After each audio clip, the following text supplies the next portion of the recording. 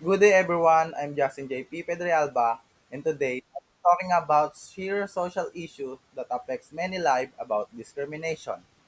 Before I begin, I want to ask, have you ever felt judged for something you didn't choose, like your gender, race, or background? That's what discrimination is, and it's something we must understand and change.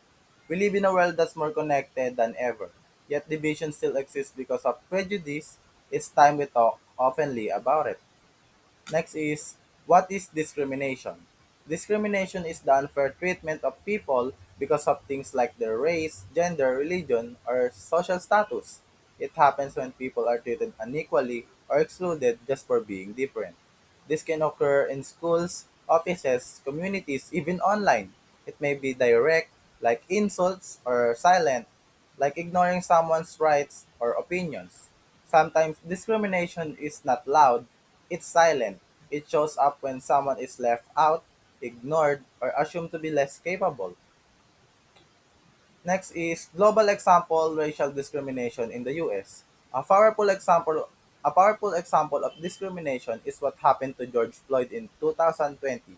He was killed by a police officer during an arrest, and this death sparked global protests against racial injustice. Many people of color in the US still experience unequal treatment in law enforcement, job opportunities, and everyday life. The George Floyd protests were more than just about one man, they were about years of pain, silence, and inequality that people could not longer accept.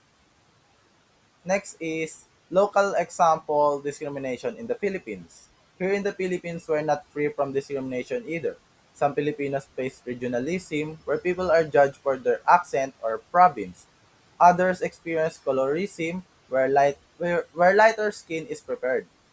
Even poor communities are often looked down on. This action may seem this action may seem small, but they hurt and divide us. Even in schools, even in school, students sometimes tease others for their dialect or appearance. These jokes are a form of discrimination too. How can we solve this? So can we do about discrimination? What we can do about discrimination? First, we need to educate ourselves and others understanding differences leads to respect. Second, speak up when you see someone being treated unfairly. Lastly, let's practice inclusion in our words, in school and even online. We all have a role to play in a building a respectful society. Social media is a powerful tool. Instead of spreading hate, we can use it to promote awareness and support people who experience discrimination. To end, let me leave you with this quote: Injustice anywhere is a threat to justice everywhere, by Martin Luther King Jr. Discrimination may be a big issue, but change starts with small action by choosing kindness, fairness, and empathy. Thank you, and I hope we all become part of the solution. The future depends on us. If we teach the next generation to value fairness and respect, we'll build a better, kinder world. Thank you for listening.